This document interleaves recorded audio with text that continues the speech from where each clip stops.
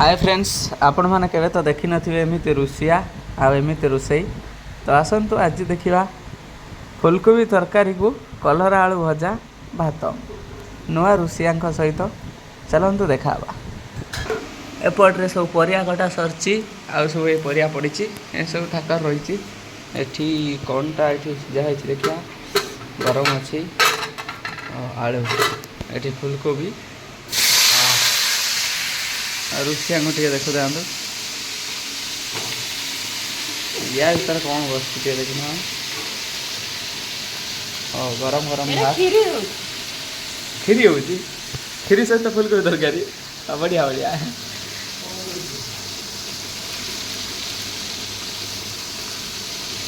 फुलकोबी कड़कार पड़ी आपन तो केवे जीवन में कड़कार पकई नथिबे।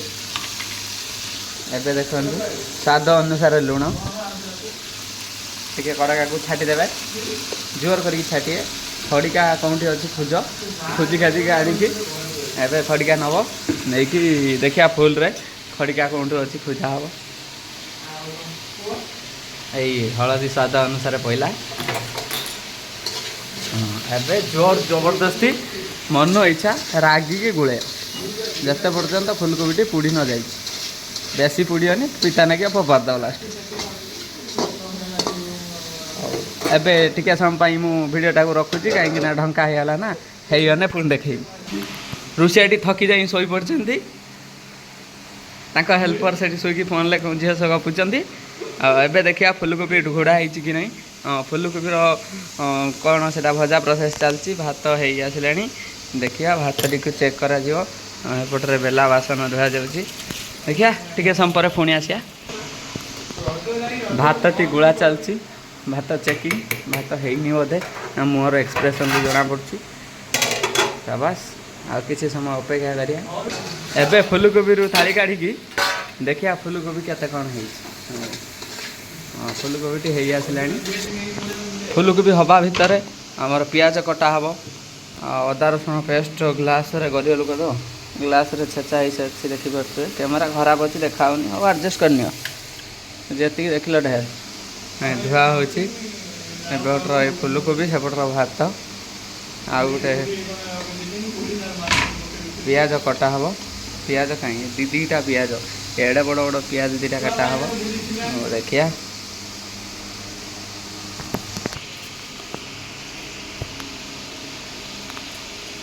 स्वाद अनुसार पियाज काटिए भावुए कि स्वाद अनुसार केमी काटिए अरे तरकारी परिमाण हिसाब से पियाज काटिए।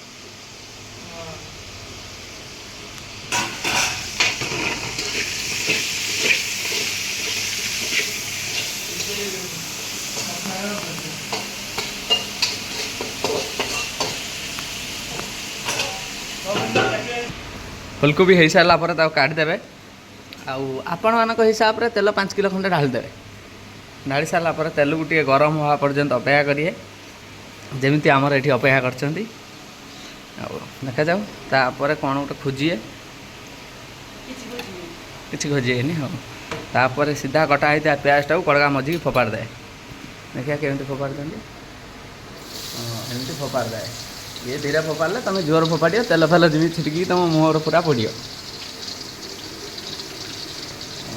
टे समय गोलैए से पर्यंत पियाज की पुड़ी जली जाइए पर्यंत गोलैए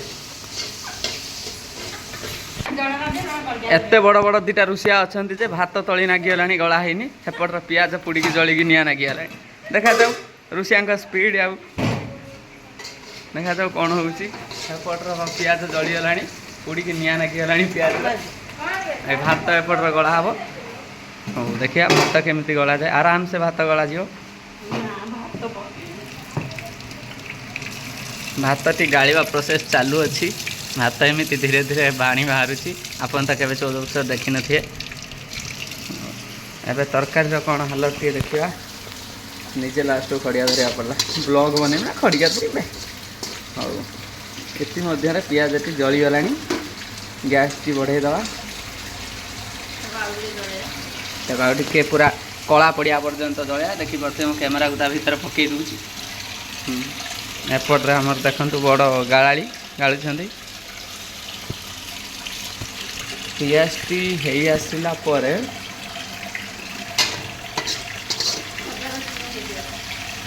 ପିଆଜଟି ହେଇ ଆସିଲା ପରେ ଅଦା ରସୁଣ ଢାଳିବା। ମୁଁ ମୋବାଇଲ ଧରି ଢାଳି ପାରିବିନି, ଟିକେ ଢାଳି ସାରି ଦେଖାଉଛି। ଅଦା ରସୁଣ ପେଷ୍ଟ ଢଳା ହେଇକି ପାଣି ଗୁଣ୍ଡ ଢଳା ହେଇଗଲା। ଢାଳି ସାରିଲା ପରେ ତାକୁ ସ୍ୱାଦ ଅନୁସାରେ ଗୋଳେଇ ଦେବ। ମୁଁ ଜାଣିନି, ଫାଷ୍ଟ ଟାଇମ୍ ବ୍ଲଗ୍ କରୁଛି, ସ୍ୱାଦ ଅନୁସାରେ ସବୁ କହିଦେଉଛି ହେଲା। ଆପଣ ଭାବି ଚିନ୍ତିକି କରିବେ, ନହେଲେ ତରକାରୀ ଖରାପ ହେଇଯିବ। କିଛି ସମୟ ଛାଡ଼ିଦେବ, ତାର କ'ଣ ବାସନା ପଳେଇଯିବା ପର୍ଯ୍ୟନ୍ତ। ହଁ, ଏବେ ଏଇ ଅଦା ରସୁଣର ବାସ୍ନା ଚାଲିଗଲାଣି। ଟମାଟୋଟି ପକାଇଦେବେ। ଟମାଟୋ ଜଳି ଫୁଡ଼ିକି ନିଆଁ ଲାଗିଗଲେ ହଳଦୀର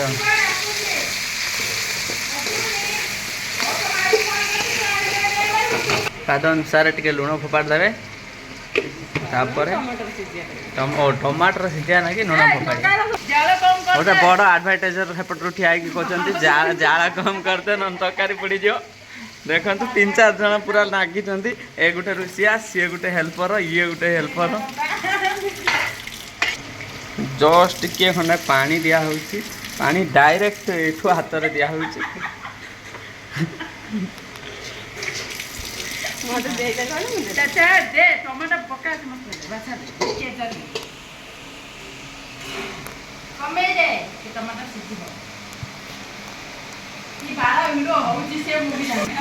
ଆପଣ ଏସବୁ ୱାର୍ଡକୁ କେହି ମାଇଣ୍ଡକି ନେବେନି, ତରକାରୀକି ଦେଖିବେ।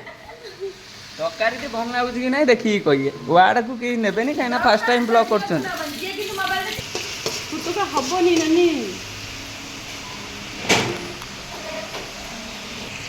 ଟମାଟୋଟି ହେଇ ଆସିଲା ପରେ ସ୍ୱାଦ ଅନୁସାରେ ଏଇଟା କି ଗୁଣ୍ଡ ଗୋଟେ ପକାଇଲେ, କି ଗୁଣ୍ଡ ଏଇଟା ଜିରା ଗୁଣ୍ଡ ଟିକେ ପକାଇବେ। ତାପରେ ସ୍ୱାଦ ଅନୁସାରେ ଗରମ ମସଲା, ସ୍ୱାଦଠୁ ଅଧିକା ପକାଇଦେବେ, ଯେମିତି ତରକାରୀ ଖରାପ ଲାଗିବ। ତାପରେ ହଳଦୀ ଗୁଣ୍ଡ ଟିକେ ପକାଇବେ କଲର୍ ଆସିବା ପାଇଁ।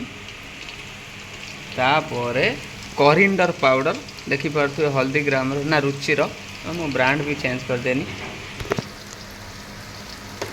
ଆପଣମାନେ ବି ୟୁଜ୍ କରନ୍ତୁ ରୁଚି, ହଳଦୀଗ୍ରାମ, କରିଣ୍ଡର ପାଉଡ଼ର। ତ ଟେଷ୍ଟ ଇଜ୍ ବେଷ୍ଟ। ତାପରେ ସ୍ୱାଦ ଅନୁସାରେ ଲଙ୍କା ଗୁଣ୍ଡଟି ଏମିତି କାଢ଼ିଏ, ଏମିତି ଢାଳିଏ। ତ ଲଙ୍କା ଗୁଣ୍ଡ ପକାଇ ସାରିଲା ପରେ ଏପଟର ତରକାରୀରେ ଦେଖ ମସଲା କେତେ ଖଣ୍ଡେ ପଡ଼ି ହେଇସାରିଲାଣି। ଏହାକୁ ଖଡ଼ିକା ନେଇକି ଗୋଳେଇ ଗାଳେଇକି ଚକୁଟ ଚାକୁଟ ଦେବେ। ତରକାରୀଟି ପୁରା କଳା ଦେଖାହେବ।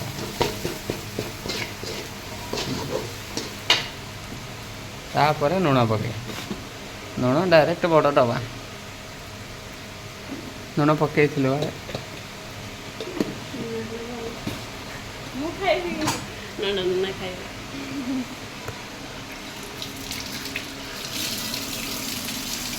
ଟିକେ ପାଣି ଦେବେ, ମସଲାଟି ଜରି ଆସିଲା ପର୍ଯ୍ୟନ୍ତ ଛାଡ଼ିଦେବେ।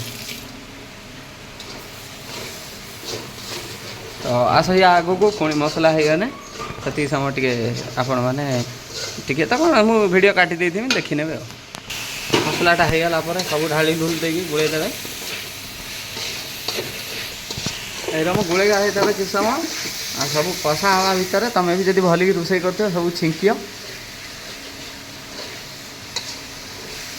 ତାପରେ ସ୍ୱାଦ ଅନୁସାରେ ମାନେ ହିସାବ ଅନୁସାରେ ପାଣି ମେଞ୍ଚା ଖଣ୍ଡେ ଢାଳିଦେବେ।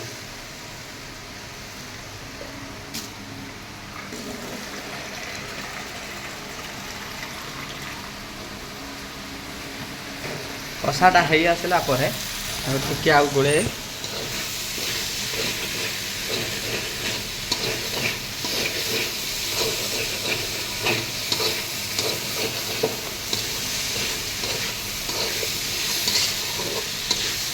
ତାପରେ ପାଣିଟାକୁ ଏମିତି ଆକାରରେ ଢାଳିବେ ଯେତିକି ଆପଣଙ୍କର ଦରକାର। ତ ଆମର ଏବେ ହେଇଗଲା ଫୁଲକୋବି ଆଳୁ ତରକାରୀ। ଆପଣ ତ କେବେ ଖାଇ ନଥିବେ, ଦେଖିବି ନଥିବେ। ବାଏ ବାଏ, ପୁଣି ଦେଖା ହେବା ନେକ୍ସଟ ବ୍ଲଗ୍ରେ।